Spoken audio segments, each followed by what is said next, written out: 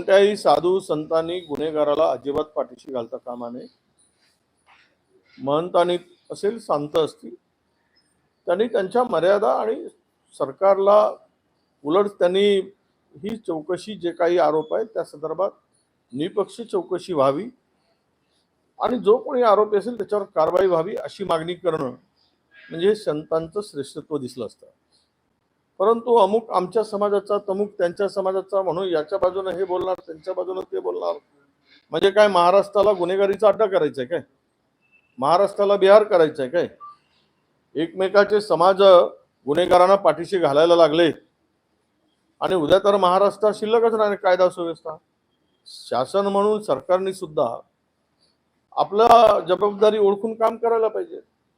कालची जी काल देशमुखांच्या संदर्भात खरं तर जरांगे पाटीलला प्रत्येक गोष्टीमध्ये कुदायची गरज नाही, पण प्रत्येक ठिकाणी जरांगे येतात. हे विषय वेगळा होता, त्यांनी त्याला तसं स्वरूप देण्याचा प्रयत्न केला. कोणी असू देत, सुरेश धस जसा एकदम स्ट्रेट फॉरवर्ड बोलताय, पण त्यानंतर त्यांची भूमिका ही जरा बॅलन्सच होती. मी त्याचं समर्थन करतो असं नाही, परंतु एकदम कुठलीही गोष्ट त्याला समाजावर नेणं, ना देशमुखांनी नेऊ नये, ना वाल्मिकच्या पाठीराख्याने नेऊ नये. हे न्याय मागायचं असेल तर हे न्याय, जी घटना घडली ती भयावह आहे त्या देशमुखाच्या संदर्भात, त्याचं समर्थन करणारा हा माणूस नालायकच असतो.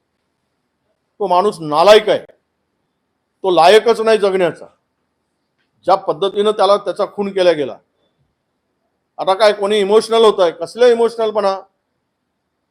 ज्या पद्धतीनं खून झाल्यानंतर तुम्ही, तुमच्या जिल्ह्यातली घटना आहे, मंत्र्यांनी जाऊन लगेच भेटून तिथे कारवाईची मागणी करायला पाहिजे होती. मी पाठीमागे आहे, निपक्षी चौकशी करा अशी मागणी करायला पाहिजे होती.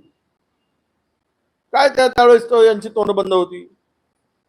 आणि आज सगळ्या ठिकाणी त्या बीडचं उदाहरण दिलं जातं. महाराष्ट्रात का आमच्या जिल्ह्याला बीड करायचं आहे का? पूर्वी बिहार बनवायचे, आता बीड करायचं आहे का?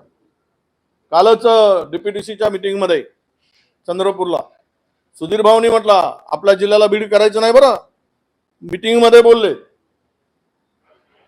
म्हणजे भाजपच्या नेत्यांना सुद्धा बीड किती भयावह आहे हे त्यांच्या वक्तव्यातून दिसते आहे. म्हणून मला महाराष्ट्राला, प्रगत महाराष्ट्राचं नावलौकिक आणि कायदा सुव्यवस्थेच्या संदर्भात किंवा पोलिसांचा एक भाग म्हणून जे काही महाराष्ट्राची ओळख आहे ती ओळख पुसल्या जाऊ नये आणि गुन्हेगाराला ठेचून काढावं. तो कितीही मोठा असू देत, तो कुठल्याही पक्षाचा असू देत, कुठल्याही पदावर असू देत, ही भूमिका संत महंत सगळ्यांनी घ्यावी आणि सर्व समाजाच्या नेत्यांनी पण घ्यावी. नितेश राणे काल म्हटले की आम्ही कडक धर्मांतर विरोधी कायदा आणतोय. महावीरच्या काळात अब्बा होते, आता बस्ती केली तर सरकारी जमिनीवर पीर बाबा नको, भोंगे नको. हा पाक नाही, हिंदुस्थान आहे. नितेश राणेंना घटनाच अजून वाचली नाही. या देशावर, देशातील संविधानावर जर नितेश राणेंचा विश्वास असेल आणि संविधानावर जर देश चालवायचा असेल तर त्यांचे वक्तव्य असे आलेच नसते. त्यांना हा देश मनुस्मृतीच्या भरोश्यावर चालवायचा आहे का की संविधानाच्या भरोश्यावर चालवायचा?